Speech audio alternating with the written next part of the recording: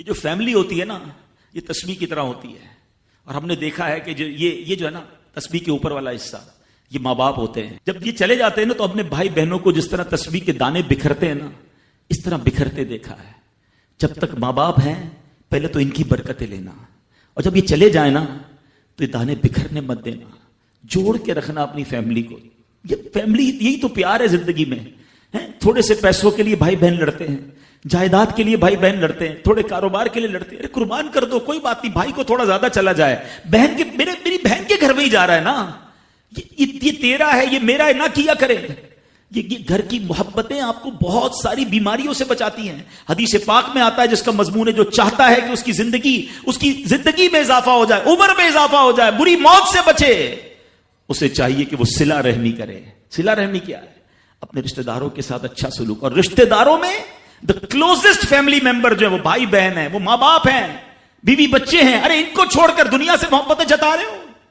نہیں میرے پیارے اسلامی بھائیوں. تو اپنی بچیوں کے ساتھ اور اپنی بہنوں کے ساتھ بالخصوص اچھا سلوک کرنا. خوش نصیب ہے وہ بھائی جو بہنوں کا مان ہے, خوش نصیب ہے وہ جو والد جو اپنی بچیوں کے ساتھ اچھا برتاؤ کرتا ہے. بہنوں کی دعائیں بھائی کو بہت اوپر لے جاتی ہیں. خوش نصیب ہے وہ بھائی. اچھا ہمارے ایک اور نظام پتہ ہے کیا ہے کہ جب تک ماں باپ کے ساتھ رہ رہے ہیں تو چلے بھائی بہنوں میں پیار ہے. اب بھائی بہنوں میں شادی ہو گئی, سب کی شادیاں ہو گئی اور ماں باپ چلے گئے, تو اب نارملی لوگ اپنی بہنوں کو اگنور کرتے ہیں. اب یار میں تو اپنی بیوی کو دیکھوں گا, اپنے بچوں کو دیکھوں گا, اپنی کمائی کو دیکھوں گا. نہیں, اب بھائی کا کام ہے کہ وہ والد کا کردار ادا کرے. بہنوں کو یہ احساس دلائے کہ تمہارے ماں باپ چلے گئے ہیں مگر تمہارے بھائی زندہ ہیں. ہر مشکل میں تمہارے بھائی تمہارے ساتھ کھڑے ہوں گے. کبھی بہنوں کو یہ ریئلائز مت کرانا کہ وہ اکیلی کہیں کسی پرابلم میں ہو تو وہ اکیلے میں سوچے کہ میرے ماں ہوتی تو میں ماں سے بات کر لیتی, باپ ہوتا تو میں باپ سے کہہ دیتی, بھائی کو کیا کہوں گا تو سنتا ہی نہیں ہے. ہیں ایسے بھائی آج بھی کہ بہنیں انہیں اپنا دکھ بھی شیئر نہیں کرتی ہیں, بلکہ بھائیوں کو پڑی ہی نہیں ہے بہن کدھر گئی. یہ مت کرنا. اگر تم اپنے ماں باپ کی روح خوش کرنا چاہتے ہو نا تو بھائی بہن جڑ کے رہو, بھائی بہنوں میں پیار رکھو. یہ پیسہ سب کچھ نہیں ہے.